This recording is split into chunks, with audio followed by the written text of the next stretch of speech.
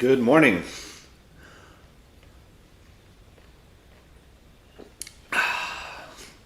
Coffee with 3 tablespoons of butter, 2 egg yolks, cinnamon powder, and some milk. Get me going today. What I'm going to do on this part of my channel is when I practice in the morning, I'm just going to share that with you and share my thoughts as I go through my practice. I'm going to be vulnerable. I don't really care what people's comments are or anything like that. Of course, I appreciate any kind of objective opinion that will actually help me, of course. And then, this is Layla, my dog, sitting right here. She's kind of, she likes to cuddle this time of day, which is why I'm purposely sitting on the couch, matter of fact, because this is where I always practice. And anywho,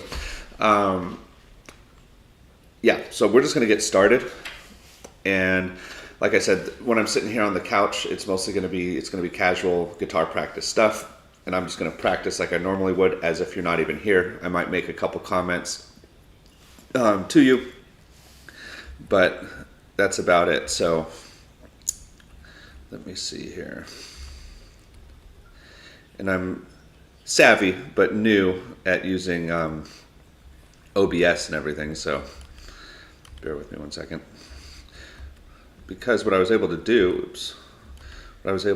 was set this up so you can see my practice notebook while I practice, you know. I recommend everybody does that. Everybody keeps a journal, a checklist, etc. So let me pull up what I got. I've been doing it this way for a couple of years now, and this little checklist has evolved. Okay, so on the left side of your screen there, what you see is my checklist for today. What I do is I set a different key for every day.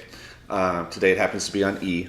I have a set of chord progressions. I've been practicing for years now, everything revolving around chord progressions, no matter what it is that I'm working on, even if it's 3 note per string, for example. And so what I'll do is I'll take a key, the next key, and then the next chord progression. So imagine today is E and I'm on 1-6-2-5 in major. Tomorrow I'll be on F and whatever the next chord progression is, and I'll show you real quick what the next chord progression would be. These highlighted ones are the ones I'm working on. Down here in the minor section, I am working on all of them. But basically, I take a key of the day and I take a chord progression of the day. So today is 1-6-2-5. Tomorrow will be 1, 3 dominant, 6, 1 dominant, 4, 5. There, for example. So as we go through, as I practice through these things, you'll see what I mean over time. So when we make it through this checklist one time, we'll have about done.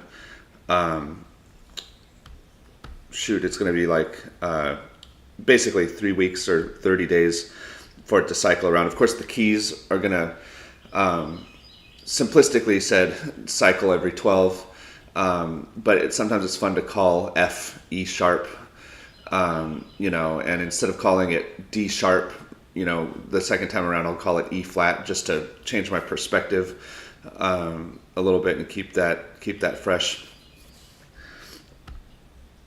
And the first thing I'm going to do, and I'm just going to start today. I'm going to work on these. I'm going to explain and then just do it. I'm not going to talk much once I start doing it, because this is actually my practice time, and I do have a day job, so I got to get to work. Nonetheless, first I'm going to take the chord progression, and I'm going to do this harmony section. It says only 10 minutes. It's probably, I don't even know why I put a time estimate there. We'll know by doing these videos how long it actually takes. But this is an easy one, so it's going to be pretty fast. So anyway, what I do first is I start with 3 notes, so triads, and I play the chord progression in different sections of the neck. Sometimes you'll see me work it going this way on a set of 3 strings, and then go to the next set of 3 strings, and then I kind of will come back this way, and then I'll go up to the next set of 3 strings, and then go this way, then down here, and go back that way. Other times I'll take it here on a set of strings and move it here, and then kind of move up to the next position and do it here. For example, and then other times you'll see where if it's getting easy, like when these chord progressions start to get easy for me, I'll change string sets every time. So imagine I play the 1 chord here, the 6 chord on the next set of strings, the 2 chord on the next set of strings, and then the 5 chord on the next set of strings, and then back to 1. So traverse, every chord is on a different set of strings, for example. And again, you could do those in different ways. You could do that from here to the next set of strings, next set of strings. You can combine all those where every new chord is a new set of strings, you get to here, then every new chord is a new set of strings, you get to here, every new chord is a new set of strings, you get to here. Anyway, that applies to all these sections, but the first one is I'm just going to do the triads, real simple.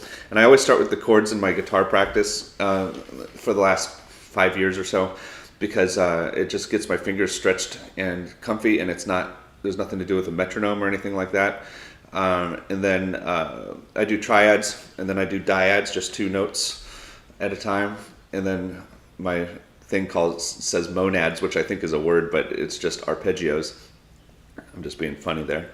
And then I've been working on some of the Guthrie Trapp influenced for me, because I'm not big into country music stuff, so I don't have many influences with that.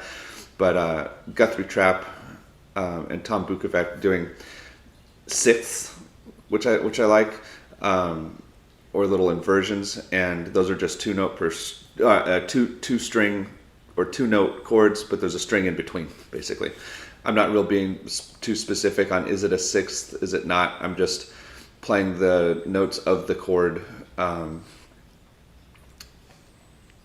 with a string in the middle,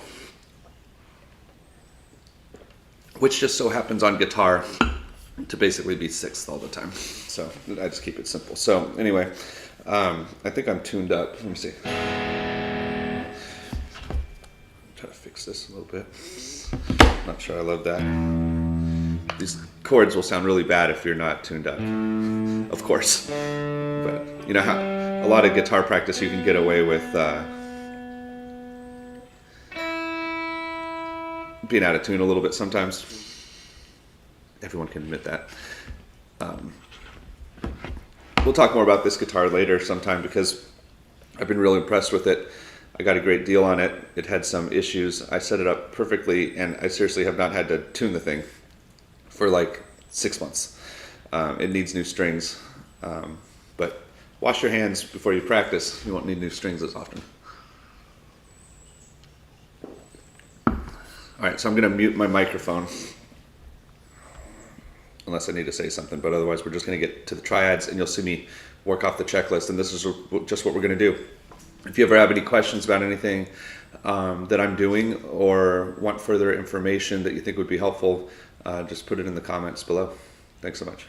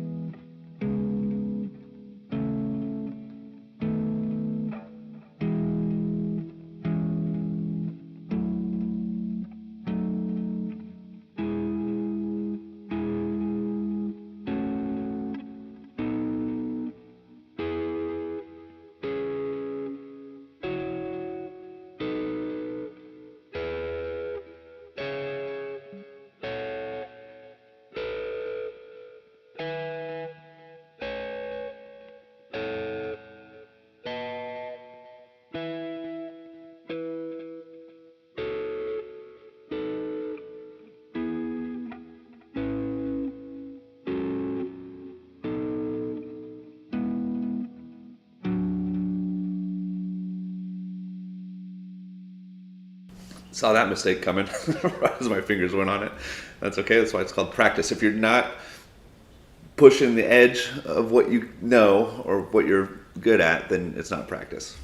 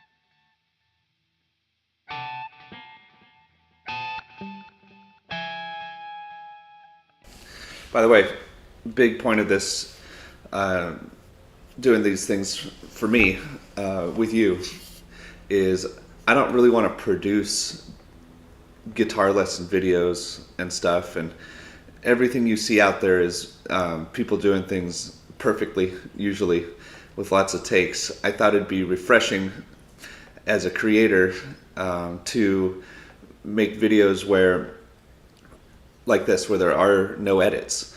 And when I make mistakes, I make mistakes. And then you can actually see what real practice looks like. I think we're going to get to it today. And so this checklist of guitar practice is a little bit long. I'm not going through all of this stuff right now. It's to be honest, I mostly am actually as I look at this, but you can see what I've got going on here. It's quite a bit of stuff. But these are, if you notice some names on here, like here's Ben Eller. I've got Scott Henderson, of course. John Cordy. I think that's that guy's name. John Cordy. Another guy named Ollie, who you guys probably know online. John Cordy has some great stuff on legato. I've been working on that lately. And so what I'll do is you'll see when I work through this that like with John Cordy in this 3-note per string legato section. Well, my 3-note per string section has picked and legato. I was working on the picking stuff a lot last year, and I've been more on the legato stuff lately. So you won't really see me work through this section, probably not for a little while. But we're going to mostly focus on what you see right up here. This harmony stuff like I just did with the triads. And then the 3-note per string. This worship chords thing is just in there as a reference because I kind of like how worship guitar guys play simple things in pretty ways. I've just been trying to learn some of their voicings because that's kind of just fun. Again, will we touch on that here? I don't know, but mainly what we're going to do today is just this harmony section with the triads, dyads, arpeggios, and string skipping, and the legato. My point being that what's kind of cool is I've been learning, as most people do, a lot with YouTube, even on the advanced guitar stuff, but you don't really see anybody like trying it out. Most of the trying it out happens at home. So I'm going to share with you myself trying out stuff that other bigger YouTube creators have made, so that you can see what it really looks like in practice. And I've been playing guitar now for 30 years, and I've taken it very seriously. I've on average at least practiced a couple hours a day over that whole period of time, with some periods of time with much more, and sometimes less, of course. But either way, I bet that's about true, a couple hours a day. And so, I'm diving into these things, and maybe it'd be helpful for you to see somebody actually practicing them. So let's get back to it. I've got to go through the dyads. So since I did the triads going up, and I was doing it this way as I went, I think. Yeah. I'm going to do the dyads, 2-note things, and I'm going to work them down this set of strings, then come up this time and kind of do this. You'll see.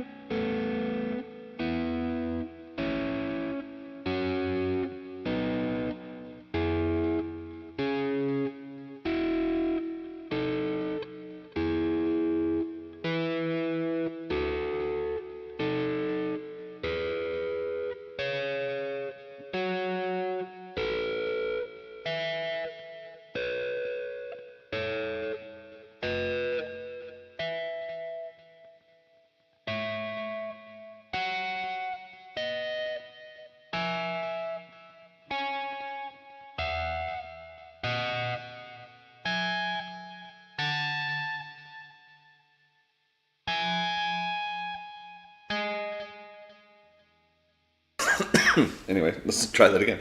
One. Oh, sometimes you don't even have to move when doing these things. So I didn't have to go anywhere on that. So that's the funny part, is I didn't even have to move that. So.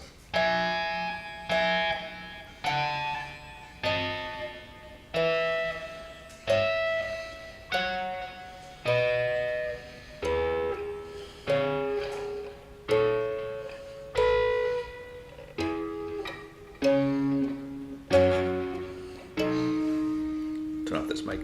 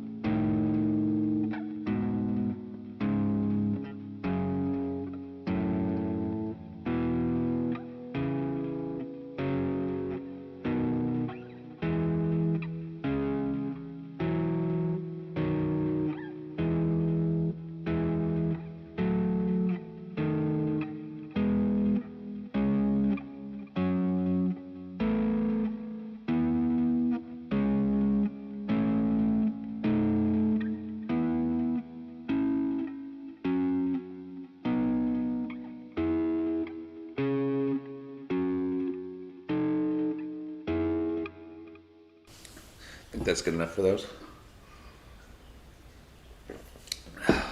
All right, so do it back here, Layla. All right, so arpeggios. Now, arpeggios, of course, you can do the same thing. Work them this way on a set of strings. You can work up this way, blah, blah, blah, blah. So kind of for me, you'll notice that when the chord progressions are easier, I move around more. That's it. Keep that in mind. When they're more difficult, kind of stay in one spot. It's also fun to just stay in one spot a long time and see how many variations of different ways you can do them. But I'm just going to show you what I'm doing today.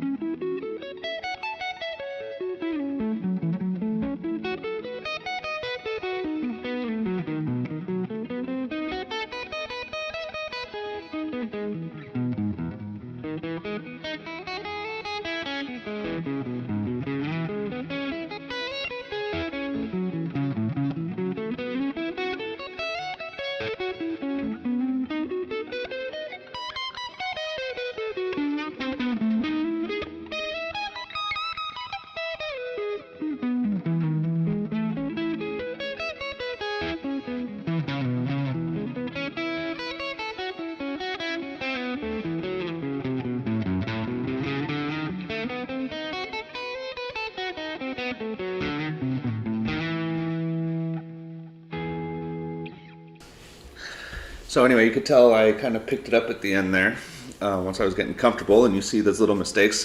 If you notice back when I was doing the arpeggios slowly, I kind of, when I mess up the chord tones, I don't really stop because it's not a speed exercise or something. What I do is I just stay there, because if you're really playing live or something, you'd want to be able to hang in there, make adjustments on the fly, right? You don't just stop. So when I was in here and I hit a wrong note, if you notice, I stayed in this position through another repetition of it. What I've always found interesting about connecting arpeggios in time is that because the way the guitar is laid out, it doesn't repeat itself too often. I mean, the whole guitar repeats itself, as you know, but the sequence of the notes changes as you go through and adjust based on running out of strings this way. So you have to start going back and then this way, and it just changes where the notes start and stuff. So anyway, I just do it again in that position, so that way I can better visualize where the chords were supposed to be. And yeah, sometimes you just make a mistake, so it's not too complicated. Now, these things with sixths, I do slow. Oh, and you notice I sped up at the end and I was moving it around more. Maybe we'll spend more time on this stuff as time goes on. Today, I don't know if I'm going to get to do the legato stuff till later, but I can always come back later and continue, right? So I'm not trying to rush everything and get everything in here right now. What I'm going to do next is I'm going to do the string skipping sixth intervals thing down here. Down wherever. Right in there. That stuff right there. Yeah, so let's just get that done. I like working these up the strings because it sounds cool. Like,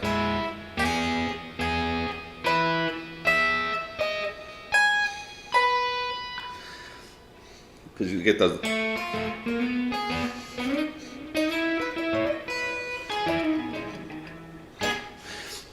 Anyway, I'll go up the strings. Actually, I'm going to do both, and then we'll be done. I'm going to take the sixth and move them this way. So the string sets are going to be string 1 and 3, then string 2 and 4, 3 and 5, 4 and 6, basically. And then move up a position and do it back this way. Move up, go this way, this way. And then I'm going to go work my way back down, but when I work my way back down, I'm going to do it stay on the string set. So string 1 and 3 all the way down to here, and then string 2 and 4 come all the way back up. String 4 and 5 go down this way,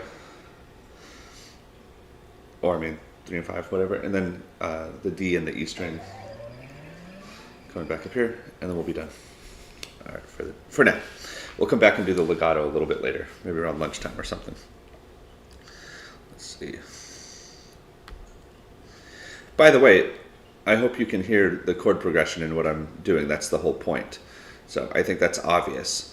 I'm literally starting this YouTube channel right where I am in the sequence of practice. But when you do simpler chord progressions like 1, 4, 5, it's super obvious. So we'll get back to the more simple ones. Not that this isn't a simple one, but you should be able to hear it in everything I do. You should be able to hear this.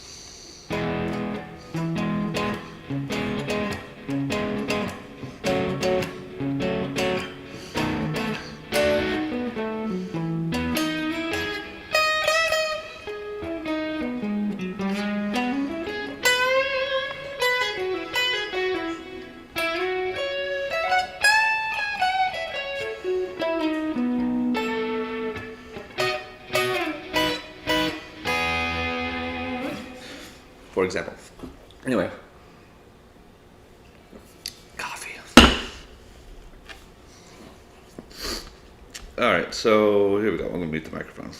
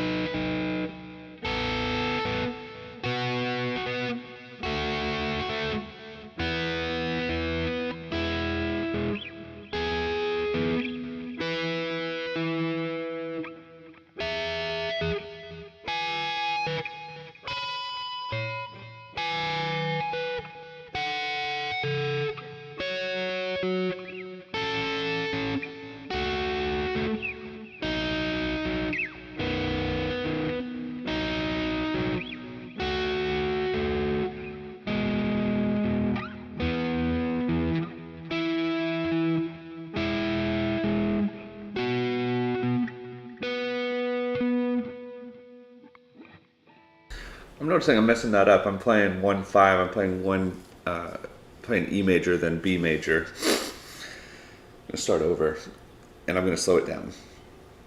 Okay.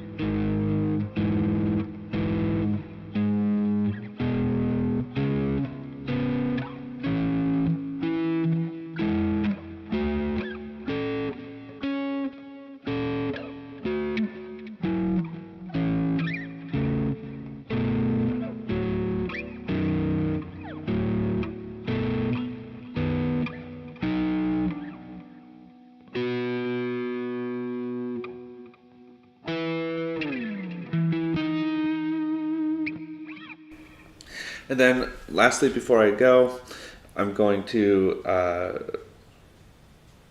alternate those concepts in just a short little improvisation at a tempo where I can make it sound nice.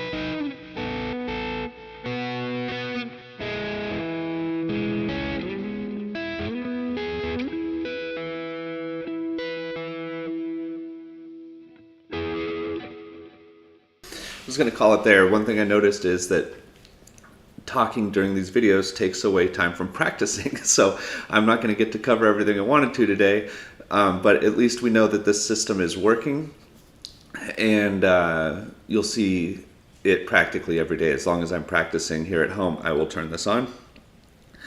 And that's it for now. Have a good day. Now, how do you stop the stream? There it is.